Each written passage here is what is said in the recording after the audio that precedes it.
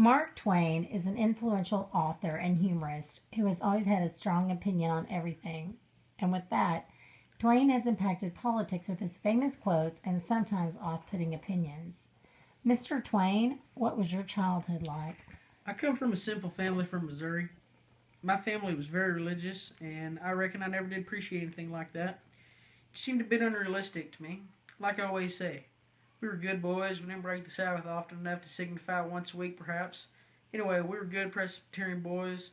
When the weather was doubtful, when it was fair, we did wander a little from the fold. Furthermore, I had a good mama and papa and brother. I was always interested in making up stories and adventures that were somewhat glib, but no harm was intended. I saw a lot and learned a lot in my childhood.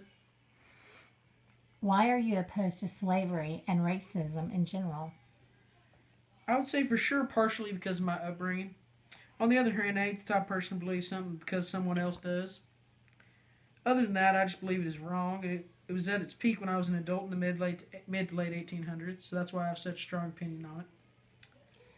What is your stance on politics? Well, I'm seen as an anti-imperialist, and that is pretty much true, mainly because the government is given too much dominance and reigning power. I disagree with the ways their power is used, and that is why I'm categorized like this.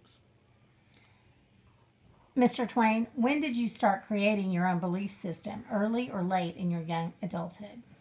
I would say as an early teen, I had been through a lot and given the expectations of an adult. I lived in a place with passionate folks that I often disagreed with on many topics because I wasn't the type of person to just believe what someone else told me to believe. Would you consider yourself Democrat or Republican or neither? I would have to say I'm definitely a Democrat. What is your reasoning for being so anti right winged? Conservatism is the blind and fear filled worship of dead radicals. That's all I've got to say about that. Why are you anti governing officials? Clothes make the man. Naked people have little or no influence in society. That is why I'm not biased like the average stubborn man. I believe these overpowering government officials are taking over our country, and we need to control that. Thank you.